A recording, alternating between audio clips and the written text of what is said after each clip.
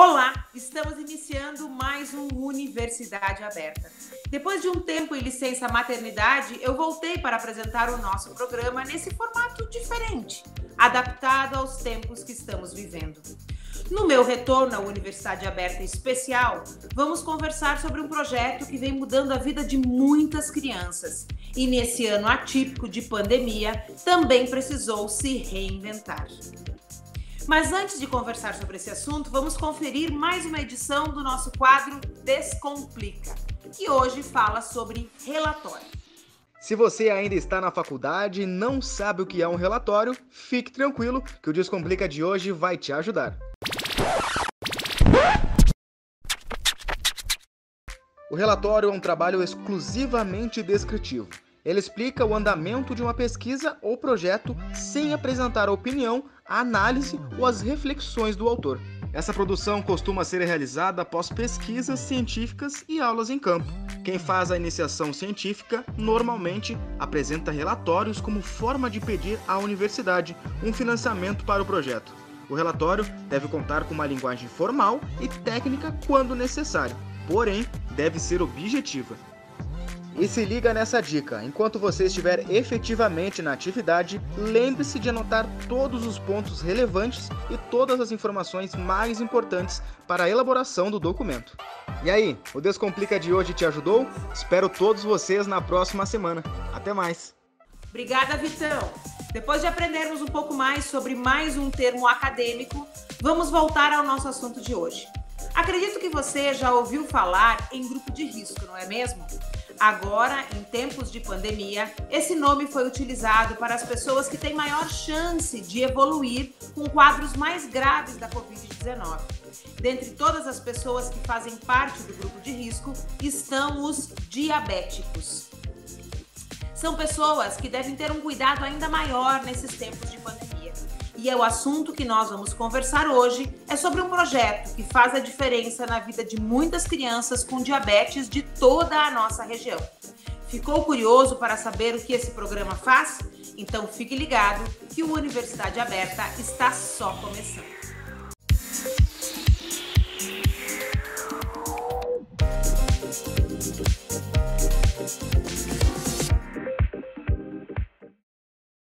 O projeto Acampamento da Criança com Diabetes tem como objetivo promover a qualidade de vida e o autocuidado para crianças e jovens com diabetes tipo 1 e as suas famílias. O projeto existe desde 2013 e hoje faz parte do programa Com Saúde. Em toda a sua trajetória, já foram realizados 7 acampamentos presenciais e um virtual, que aconteceu este ano. Pelo projeto, já passaram mais de 150 crianças portadoras da doença. E só no ano de 2019 contou com a participação de 200 pessoas. Entre elas, pacientes, familiares, voluntários e extensionistas. Quem vai conversar com a gente sobre esse projeto é o professor da FAMED, Tiago Fritzen, que vem colaborando com o acampamento desde 2017. Tudo bom, Tiago? Tudo bem, Juliana? Obrigado pelo convite, é um prazer estar com vocês aqui. Eu que te agradeço ter aceitado fazer esse programa todo diferente, logo na minha volta, na minha reestreia, depois de 4 meses parada, né? Bacana poder falar de criança, bacana poder estar aqui para falar de uma coisa que é tão importante para tantas crianças. Talvez o nosso espectador lembre... Eu fazia parte do programa Com Saúde, eu fundei o Com Saúde com a professora Cris Barelli, depois me afastei, outra professora assumiu, então eu acompanhei os primeiros acampamentos. E eu me lembro, assim, do quanto já naquela época, e hoje eu sei que o acampamento está bastante reformulado, né? Ele fazia a diferença e ele era um espaço tão importante para essas crianças. Professor, como é que foi essa mudança de um acampamento presencial para um acampamento virtual?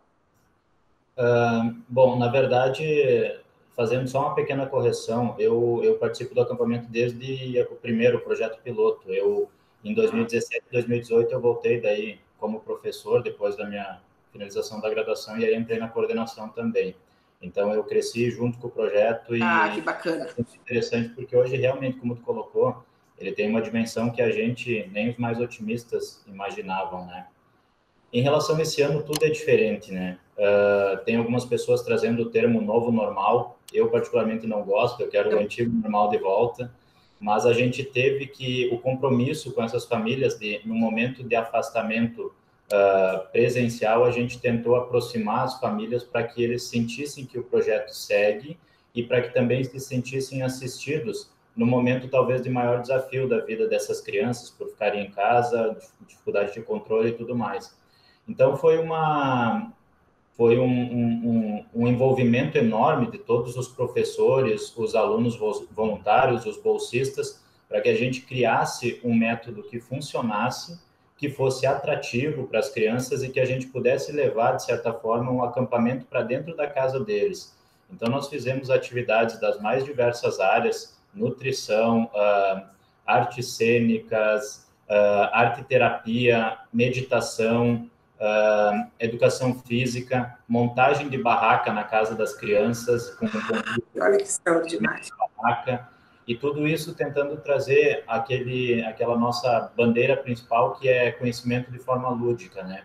E eu acredito que dentro desse desafio, até então não realizado anteriormente, nós tivemos êxito nessa proposta. Nós tivemos 3 dias, então, de atividades noturnas, para que justamente os pais que trabalhassem, enfim, pudessem participar com os filhos, e foi bastante gratificante ver, assim, todo mundo conversando, se reencontrando. Óbvio que sem aquela interação que só o presencial pode trazer, mas a gente sentiu que o projeto sobreviveu a esse desafio gigante e nós nos encontramos hoje mais fortes para que no ano que vem a gente possa retomar com toda a força de forma presencial, que é o que a gente gosta de verdade, né? Professor, a gente fala que o acampamento da criança com diabetes é a diabetes do tipo 1, né? Por mais que essa seja uma informação muito recorrente entre as pessoas que fazem parte desse universo, talvez as pessoas que estejam em casa não entendam o que é a diabetes do tipo 1. A gente pode explicar para elas? Claro, sem dúvida. O diabetes do tipo 1, ele é uma fração menor de todo o universo de diabetes que nós temos, né? Ele representa cerca de 10% de todos os casos de diabetes, sendo que a esmagadora maioria se dá pelo diabetes do tipo 2. Existe, de certa forma, um equívoco em pensar que ele é só relacionado com a idade, né? Caracteristicamente, o diabetes tipo 1, ele acontece mais em crianças e jovens, na adolescência principalmente, mas isso não é exclusivo. Pode surgir o diabetes tipo 1 adulto. A principal diferença entre uma patologia e outra é a produção de insulina, né? Então, nós temos um órgão que é o pâncreas, que é o produtor de insulina, que, a grosso modo, regula o nosso açúcar no sangue. Ou seja, eu preciso de insulina para o meu açúcar se manter adequado, equilibrado. No diabetes tipo 1, por alterações autoimunes, ou seja, uma agressão que o corpo faz nele mesmo, por anticorpos, esse pâncreas para de produzir insulina. Ou seja, é uma fábrica que não está produzindo mais e a consequência direta disso é o açúcar começar a subir no sangue. E aí, então, é um excesso de açúcar. Exato, mas é um excesso de açúcar que é originado de uma falta de insulina. E é por isso que o portador de diabetes tipo 1 tem como tratamento básico a insulina. Ele não tem comprimido para tratar. Ele precisa repor o hormônio que o corpo não produz mais. Na comparação com o diabetes tipo 2, não é assim. O portador de diabetes tipo 2, ele produz uma insulina, mas que não está funcionando adequadamente e ela não faz o efeito esperado. Por isso que a gente consegue, dependendo da situação, minimizar essa alteração com medicamentos por via oral. Mas, de modo bem simplista, o tipo 1, ele tem uma falência do pâncreas e ele precisa fazer insulina injetável. O tipo 2, nem sempre no início vai ter falência do pâncreas. Talvez o que ele tenha é uma insulina que não está fazendo o papel adequadamente. A gente poderia dizer que o tipo 1 é mais grave que o tipo 2 ou não? Essa pergunta ela é bem importante, porque muitas vezes ela vem para a gente assim, e para as crianças também, que é uma coisa que a gente trabalha. De fato, não, tá? Porque, embora a gente pense, tá faltando um hormônio, isso é muito mais grave. Mas, na prática, a gente nota, até pela questão de maior frequência, que as complicações mais graves do diabetes estão sempre relacionadas com o tipo 2. O tipo 1, se bem controlado, fazendo os ajustes adequados de insulina, tendo uma rotina de vida saudável, com tudo que nós temos hoje de tecnologia, de avanços na medicina, esse paciente consegue ter uma expectativa de vida equivalente ao não portador. Tá. Professor, o senhor disse que o tipo 1 é mais comum em crianças e adolescentes, né? Essas crianças e adolescentes que têm o tipo 1, elas crescem com o tipo 1 ao longo da vida ou esse tipo 1 evolui para um tipo 2, por exemplo? Não, jamais. Por exemplo, assim, nós temos no acampamento crianças que estão entrando no projeto de 3 anos, tá? Se essas crianças viverem 80 anos, elas terão 77 anos de diabetes tipo 1. Tá? Ele não é um diabetes progressivo e nem o tipo 2 evolui para tipo 1, porque a origem da alteração, ela determina o tipo e não a evolução, né? Então, o portador hoje, com o conhecimento que nós temos hoje, com o tratamento que nós temos hoje, o portador de diabetes tipo 1 ele vai usar insulina para o resto da vida, e o portador de tipo 2 pode usar comprimido no início e pode precisar de insulina na evolução da doença. Então, entendi. Essa é a principal diferença. Tá. Professor, ao longo do projeto, né, eu me lembro, por exemplo, de uma parte dos acampamentos que tinham depoimentos de adultos que cresceram com a diabetes tipo 1, né, e que tem a ver com injeção. Então, por exemplo, não tomavam mais injeção, tinham um dispositivo no corpo, enfim, formas de amenizar, eu acho, esse desconforto que é as injeções, por exemplo, né? Isso evoluiu muito nos últimos anos? Eu diria assim, eu diria que hoje não se trata de um desconforto, mas amenizar a demanda, né? Porque a gente, hoje é muito confortável aplicar insulina na prática. Então, os pacientes não têm dor, eles não têm desconforto, eles têm demanda. Eles precisam aplicar 4, 5 vezes por dia. E nós temos, nos últimos 20 anos, tivemos evoluções gigantescas na área do diabetes, em questão de melhor aplicabilidade, maior aceitação. E um dos dispositivos que tu colocou ali é a bomba de insulina, que é um dispositivo que ela fica liberando insulina continuamente no nosso corpo através de um catéter e de uma cânula que permanece em 3 dias no corpo. Então, a cada 3 dias eu tenho que trocar. Eu não teria que ficar fazendo 4, 5 injeções por dia. De modo geral, mesmo os dispositivos que nós temos hoje, como são as canetas de insulina, eles são muito confortáveis e é como eu falo para os pacientes assim, se ele está sentindo dor para aplicar, se está sendo desconfortável, provavelmente é um erro de técnica e não é o dispositivo que está causando esse desconforto. Então, a aplicação da insulina, 99% das vezes, ela é indolor e é muito tranquila de fazer. Bom, além de auxiliar a comunidade, o programa contribui para a formação de acadêmicos de diversos cursos da UPF. Talvez essa seja uma das grandes riquezas do projeto, né? Ele é intermultidisciplinar. O aluno André Schleiber gravou um depoimento para a gente. Então, antes do intervalo, vamos conferir o que o André tem a nos contar sobre sua participação no projeto.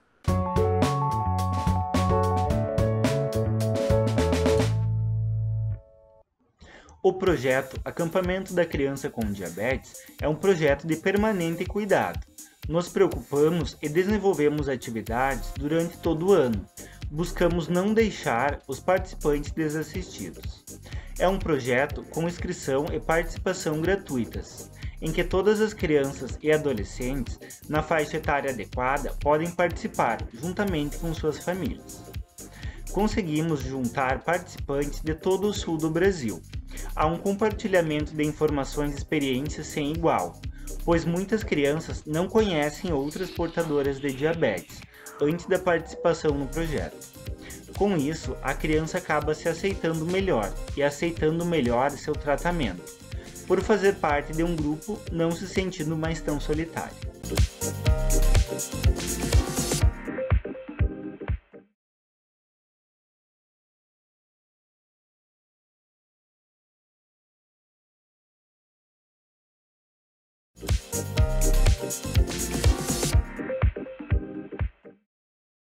Bom, estamos de volta com o Universidade Aberta versão especial. Eu sou a professora Bibiana e no meu primeiro programa, após a licença maternidade, estamos conversando com o professor Thiago Fritzen. O assunto é um projeto super bacana que a UPF tem, chamado Acampamento da Criança com Diabetes, que nesse ano teve seu evento de forma remota. Mas antes de voltarmos a conversar com o professor sobre o assunto, vamos acompanhar o Fique Sabendo de hoje, que mostra dados sobre a doença.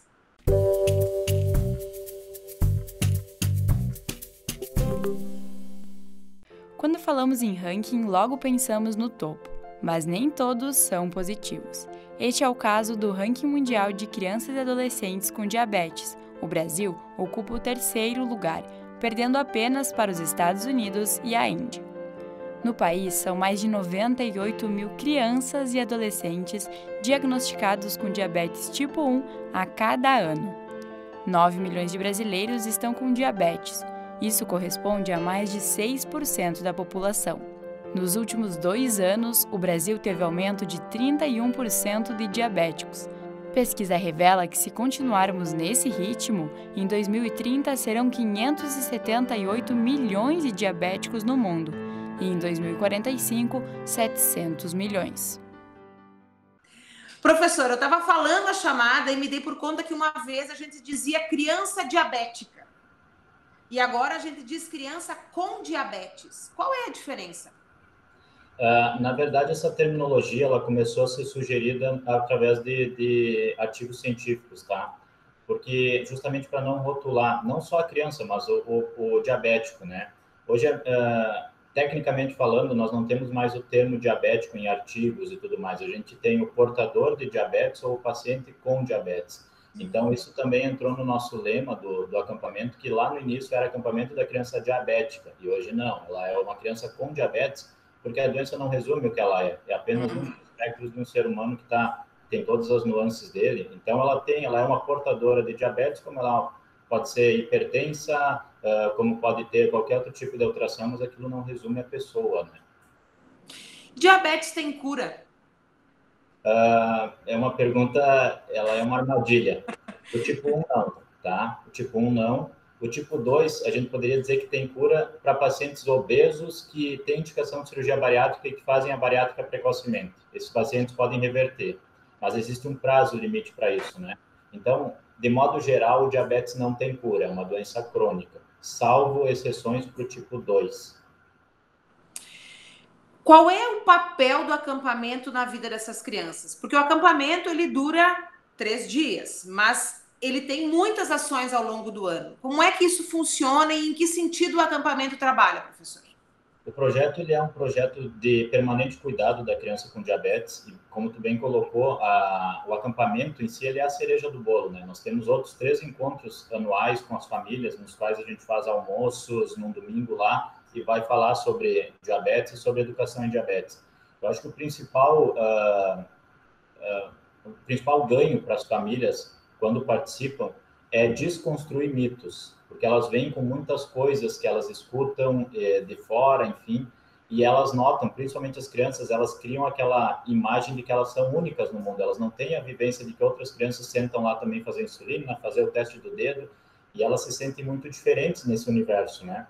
E quando elas sentam no mesmo nível dos seus pares lá, isso facilita muito, porque ela deixa de se achar diferente e ela se torna parte de algo, e que é algo muito comum. A gente tem muito diabetes tipo 1 hoje. Então, eu acho que o grande ganho, o principal, é fazer isso, é fazer a criança se sentir parte de alguma coisa e não diferente.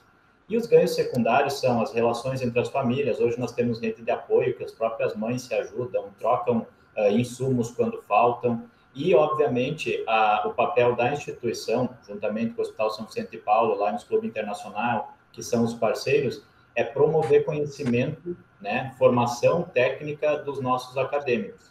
Como tu colocou no bloco anterior, nós temos geralmente mais de 10 cursos da instituição envolvidos, né? E isso traz um conhecimento, uma interdisciplinaridade, uma troca de informação gigantesca, que eu ouso dizer que não há nenhum outro projeto de extensão dentro da instituição que consiga fazer isso com tamanha excelência. Então, para a gente é um privilégio poder trazer a vivência dessas famílias, colocar os alunos dentro da vivência dessas famílias e trazer essa problemática para que eles se tornem profissionais mais humanos e mais empáticos no sentido dos desafios dos pacientes, né? Que tipo de informação o projeto compartilha com essas crianças e com essas famílias? Que tipo de conhecimento se produz a partir do projeto? É informação de alta qualidade. O que a gente tem de mais moderno, a gente sempre leva à luz do que a ciência permite. Ou seja, nós não temos nada que não seja comprovado, que não seja tecnicamente aprovado. Só que o principal diferencial nosso é desconstruir essa linguagem técnica e tornar ela lúdica, para que todas as famílias dos mais diferentes níveis tenham acesso. Inclusive, essa é uma motivação do acampamento, ele é totalmente gratuito para que a gente não tenha seleção de pessoas. Nós queremos que essa informação de qualidade chegue para todos. A gente entende que, independente do poder aquisitivo ou do nível intelectual, todas as crianças e famílias de portadores de diabetes tipo 1 merecem ter o melhor conhecimento, o melhor tratamento possível dentro da realidade deles. Quando a gente pensa em informação sobre diabetes, a gente vai pensar em informações na área da saúde mesmo, mais técnicas, sobre a doença em si. Mas o acampamento ele vai além disso, né? Ele traz informações de alimentação, que outras informações são importantes dentro desse universo para essas pessoas, para melhor, no sentido de impactar a qualidade de vida desse grupo de pessoas. Eu sou suspeito para falar, porque, como eu disse, eu cresci junto com o projeto, eu sou apaixonado por ele, mas eu posso te dizer que o projeto em si ele é gigante porque ele tem uma ramificação justamente no sentido principal do bom cuidado, das boas práticas de cuidado com diabetes, que é a multidisciplinaridade. Então, nós temos eventos que a gente aborda com psicólogos, com educadores físicos, com nutricionistas, com enfermeiros, com odontólogos, e tudo isso envolvido na bandeira principal, que é o melhor controle possível da patologia de base. Então, a gente é muito seguro em dizer que as nossas crianças, elas têm uma rotina de vida, apesar da doença crônica, muito mais saudável do que a imensa maioria das crianças, que muitas vezes comem inadequadamente, não visitam médico regularmente, não têm cuidado odontológico adequado. Então, a gente entende que essa inter e multidisciplinaridade que a instituição, pela grandeza que tem, permite, é muito bom, porque as famílias muitas vezes chegam lá sem ter noção de que precisariam cuidar do dente do filho, porque a criança com diabetes tem maior risco de cárie, fazer exames de fundo de olho para ver se a parte oftálmica está ok, ter noção de como proteger o pé do filhote lá na brincadeira para ele não causar lesão. E isso vai criando um conhecimento que vai se tornando familiar para a criança, e ela cresce com isso, e quando ela chegar lá na adolescência e vida adulta, aquilo já faz parte da rotina dela e não é um baque, não é um choque. Pelo contrário, é algo que ela já está muito habituada e familiarizada.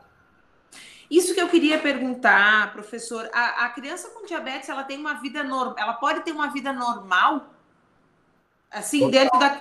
como qualquer outra criança, né? Mas é que as outras crianças comem de tudo, né? Que impactos a diabetes tem no dia a dia de uma criança, por exemplo? Eu costumo dizer para a criançada lá e também para os meus pacientes que, por exemplo, não existe dieta para portador de diabetes, né? O que existe é dieta para quem quer ser saudável. Então, a gente sabe que aquela ideia inicial que todo mundo tem, pode não saber nada de diabetes, mas se eu te perguntar o que tu sabe de diabetes, vai dizer, não pode comer doce, que é o que todo mundo fala.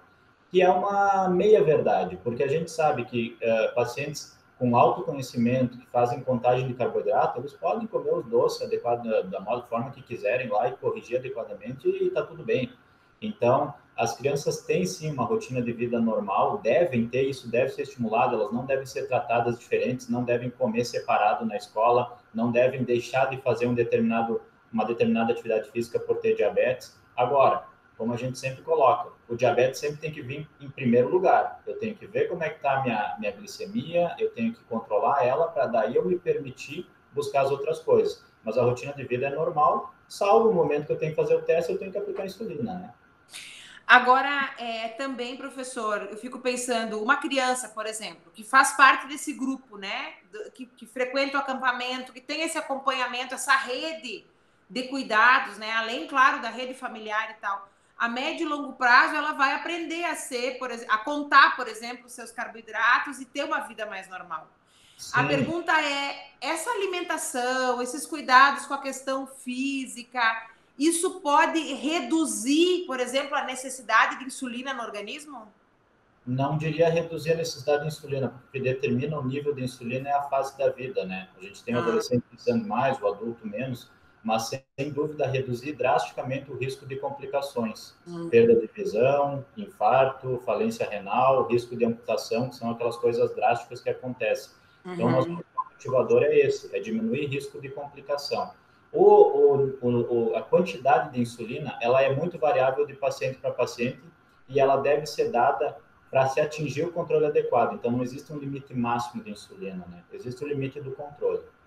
Certo. Bom, quem também participa do projeto como extensionista é a acadêmica Ana Haas, do curso de enfermagem. Vamos conferir o depoimento dela.